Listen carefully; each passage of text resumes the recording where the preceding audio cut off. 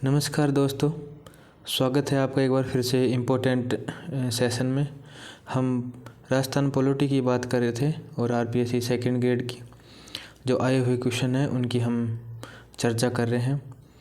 नज़दीकी आपका एग्ज़ाम है दिसंबर लास्ट में, तो आपने अगर पॉलिटी नहीं पढ़ी है तो आप पीवाई की क्वेश्चन देखकर जा सकते हैं, आपको ज़रूर इसमें बेनिफिट मिलेगा। बाकी और भी आरएस हैं, आगे आने वाली जो भी भर्तियाँ उनमें पॉलिटी तो पूछी ही जाती है, तो आप उनके लिए भी इसको कंसीडर कर सकते हैं इस वीडियो को। ये पेपर है सेकंड ग्रेड का, जो एग्ज़ाम डेट है इसकी 29 जनवरी 2023 को। पेपर कोड ये दे रखा है ओडी, ठीक है। तो चलिए इसका पहला प्रश्न देख लेते हैं हम।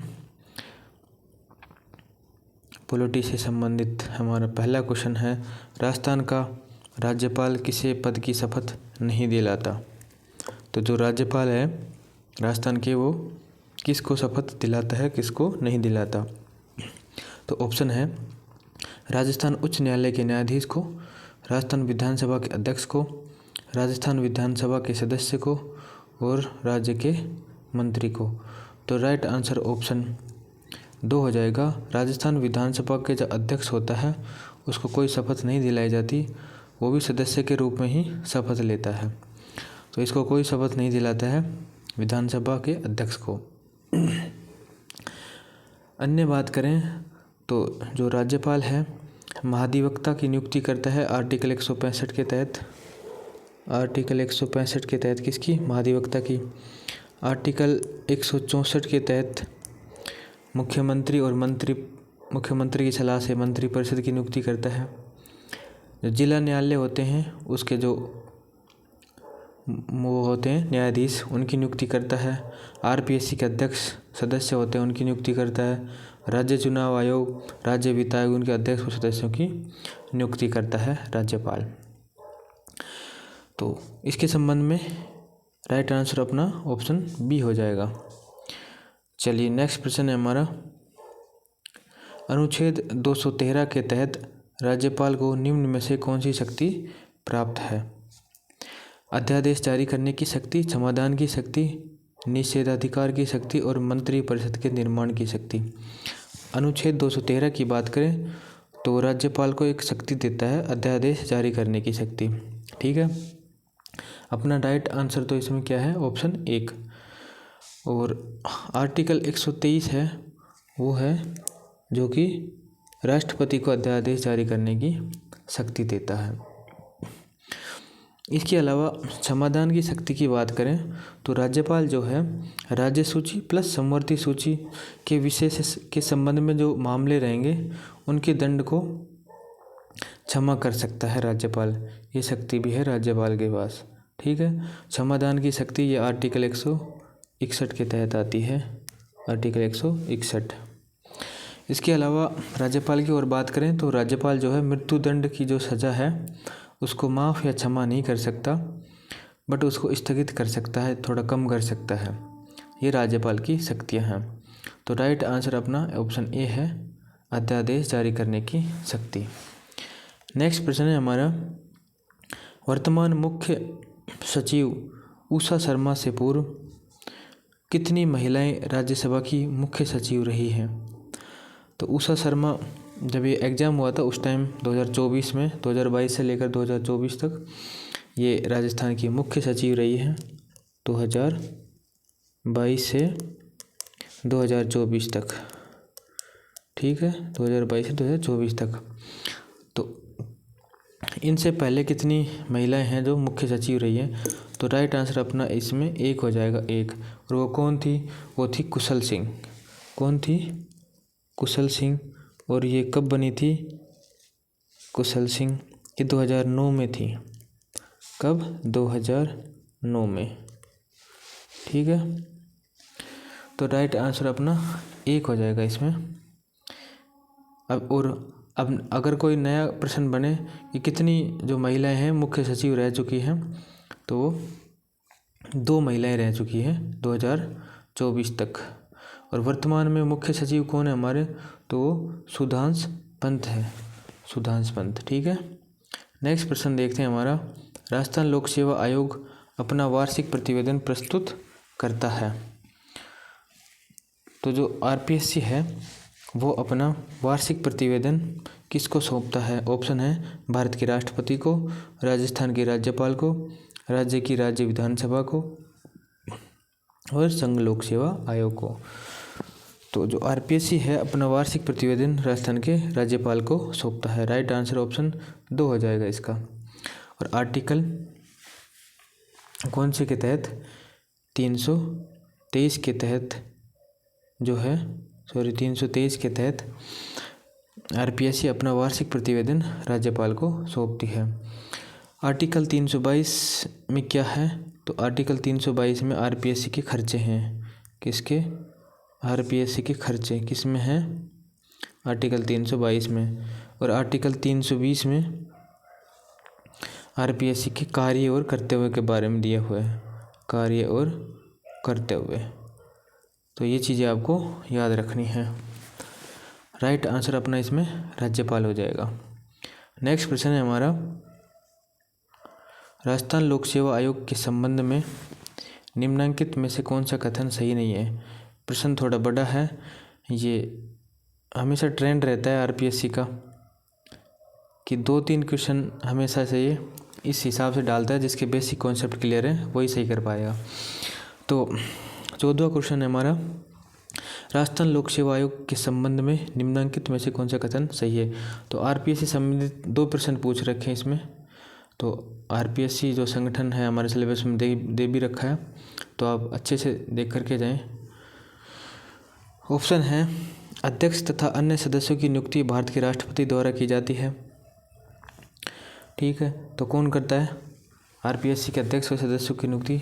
ये हमारा गलत हो जाएगा, ये सही नहीं है, क्योंकि आरपीएससी के अध्यक्ष और सदस्यों की नियुक्ति राज्यपाल करता है। नेक्स्ट बात करें, राजस्थान लोक सेवा आयोग के सदस्यों में से यथाशक्य निकटतम 1/3 ऐसे व्यक्ति होंगे जो अपनी अपनी नियुक्ति की तारीख पर भारत सरकार अथवा राजस्थान सरकार के अधीन कम से कम 10 वर्ष तक पद धारण कर चुके हों। पूरी बात सही है, लेकिन इसमें एक बात गलत है, 1/3 नहीं, 50% लोग ऐसे होंगे जो कि व्यक्ति होंगे जो अपनी नियुक्ति की तारीख पर भारत सरकार या राज्य सरकार के अधीन किसी पद पर हो। ठीक है, कोई प्रशासनिक सेवा का उसको अनुभव हो 10 वर्ष का, ऐसे 50% होंगे। और 50% क्या होंगे?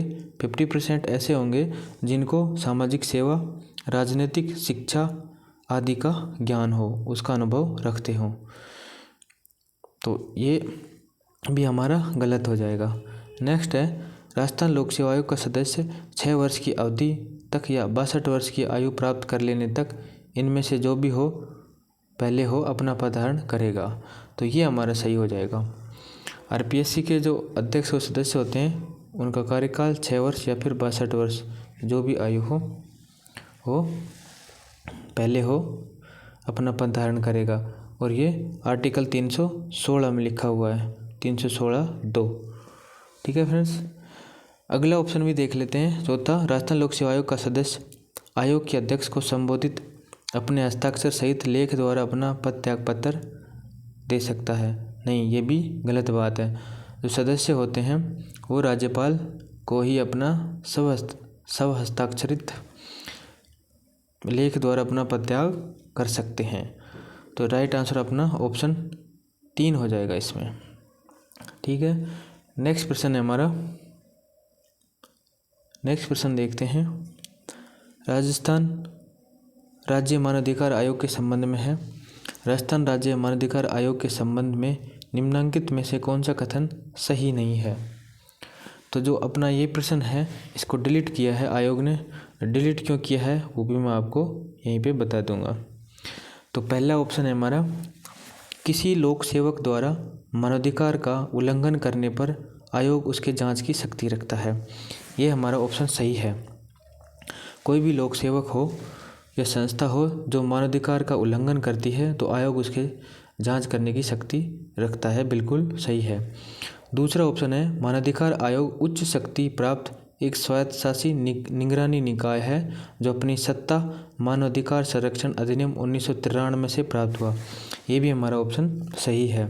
1993 का जो अधिनियम था 1993 की धारा आप 2 और याद कर लेना, ये भी एक बार पूछा गया है कि 1993 की कौन सी धारा, धारा 21 के तहत, ठीक है, धारा 21 के तहत इसका गठन किया गया है। तो हमारा ऑप्शन ये भी सही है, दूसरा भी। तीसरा ऑप्शन देखें, केवल किसी उच्च न्यायालय का पूर्व मुख्य न्यायाधीश ही राजस्थान राज्य मानवाधिकार आयोग का अध्यक्ष नियुक्त किया जा सकता है। यहाँ पे ये जो शब्द है केवल, इसी ने सारा मामला गड़बड़ किया है, ये हमारा गलत हो जाएगा, क्योंकि केवल उच्च न्यायालय के पूर्व मुख्य न्यायाधीश ही नहीं, न्यायाधीश भी अध्यक्ष नियुक्त किए जा सकते हैं, वो भी सेवानिवृत्त। अध्यक्ष प्लस में न्यायाधीश जो हैं वो मानवाधिकार आयोग के अध्यक्ष बन सकते हैं।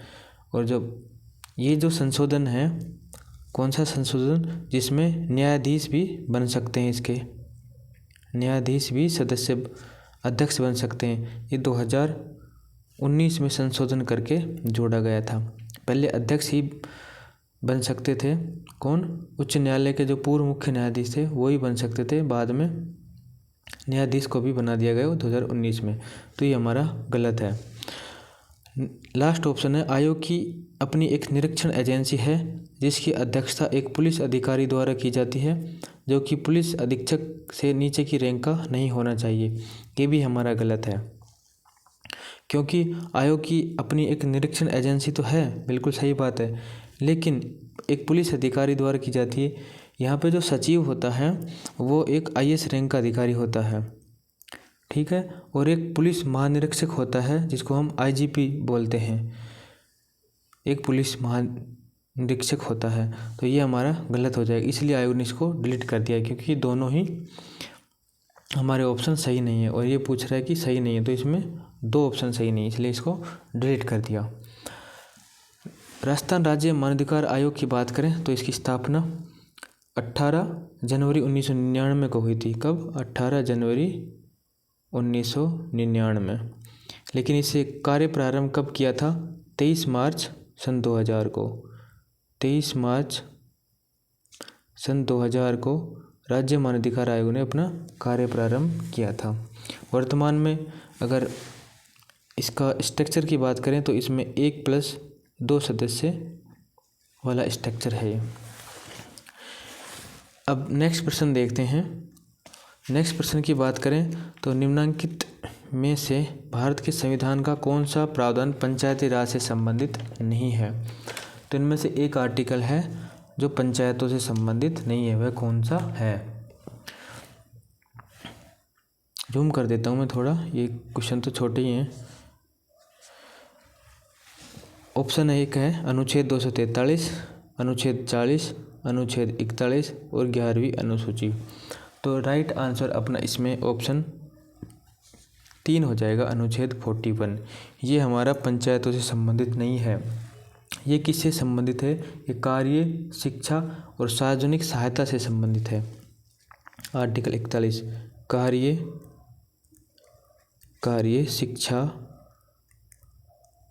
और सार्वजनिक सहायता मांग सकता है। आर्टिकल 41 के तहत सार्वजनिक सहायता। अन्य जो हमारे ऑप्शन हैं जैसे अनुच्छेद 243 पंचायतों के संगठन से संबंधित है, स्ट्रक्चर है इसमें। अनुच्छेद 40 ये हमारा नीति निर्देशक तत्वों के तहत आता है, इसमें गठन और स्वशासन का उल्लेख किया गया है। और 11वीं अनुसूची तो आपको पता ही है, पंचायतों से संबंधित है, जिसमें 29 विषयों का उल्लेख किया गया है। तो राइट आंसर अपना ऑप्शन 3 है इसमें। नेक्स्ट प्रश्न है राजस्थान विधानसभा की कार्य मंत्रणा समिति का अध्यक्ष कौन होता है? ऑप्शन है राजस्थान विधानसभा अध्यक्ष, राजस्थान विधानसभा का नेता, राजस्थान विधानसभा में विपक्ष का नेता और सदन का कोई सदस्य जिसे स्पीकर नियुक्त करे। तो इसका राइट आंसर क्या होगा? ऑप्शन ए राजस्थान विधानसभा अध्यक्ष, ये जो कार्य मंत्रणा समिति का अध्यक्ष होता है। वर्तमान में हमारी जो विधानसभा है उसमें विपक्ष का नेता कौन है? विपक्ष का नेता है टीकाराम जूली,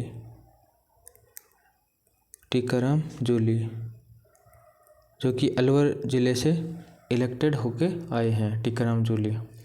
और राजस्थान विधानसभा का नेता कौन है, तो ये वो होता है जो कि जिसकी सत्ता होती है। तो हमारा राइट आंसर ऑप्शन ए है इसमें, राजस्थान विधानसभा अध्यक्ष।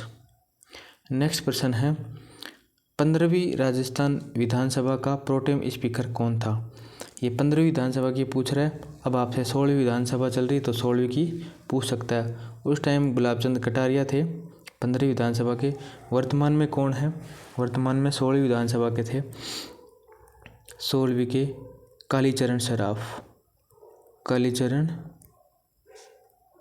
सराफ को बनाया गया था 16वीं विधानसभा प्रोटेम स्पीकर। नेक्स्ट प्रश्न है हमारा, राजस्थान विधानसभा में अंतिम बार किस वर्ष अविश्वास प्रस्ताव प्रस्तुत किया गया था। इम्पोर्टेंट प्रश्न है और इससे संबंधित कई अच्छे प्रश्न बनते हैं, वो सभी मैं आपको इम्पोर्टेंट अभी यहाँ पे बता दूंगा। तो अंतिम बार अविश्वास प्रस्ताव राजस्थान की विधानसभा में 1985 में प्रस्तुत किया गया था। किसके खिलाफ, हरिदेव जोशी के खिलाफ, हरिदेव जोशी। ठीक है। राजस्थान की विधानसभा में 2024 तक 13 बार अविश्वास प्रस्ताव, 13 बार अविश्वास प्रस्ताव आ चुके हैं और 5 बार विश्वास प्रस्ताव लाए जा चुके हैं। ये प्रश्न भी पूछे जा सकते हैं, बन सकते हैं। इसके अलावा बात करें तो सबसे ज़्यादा अविश्वास प्रस्ताव मोहनलाल सुखाड़िया के खिलाफ लाए गए थे, तो उन्होंने ही सबसे ज़्यादा अविश्वास प्रस्ताव का सामना किसने किया, अगर ये पूछे तो मुख्यमंत्री थे मोहनलाल सुखाड़िया। ठीक है। और पहला जो अविश्वास प्रस्ताव था वो टीकाराम पालीवाल के खिलाफ लाया गया था। ठीक है। और लोकसभा की बात करें तो लोकसभा में अविश्वास प्रस्ताव 26 बार आ चुका है अभी तक लोकसभा में। कितनी बार, 26 बार। और अंतिम अविश्वास प्रस्ताव प्रधानमंत्री नरेंद्र मोदी के खिलाफ सन 2018 में लाया गया था। ठीक है। तो ये थे फ्रेंड्स हमारे कुछ प्रश्न पॉलिटी से संबंधित। तो आपको ये हमारा प्रयास कैसा लग रहा है आप कमेंट्स करके ज़रूर बताएं। और वीडियो अच्छी लगी हो तो इसको शेयर सब्सक्राइब कर लेना चैनल को। मिलते हैं इसी प्रकार किसी इम्पोर्टेंट सेशन में। धन्यवाद।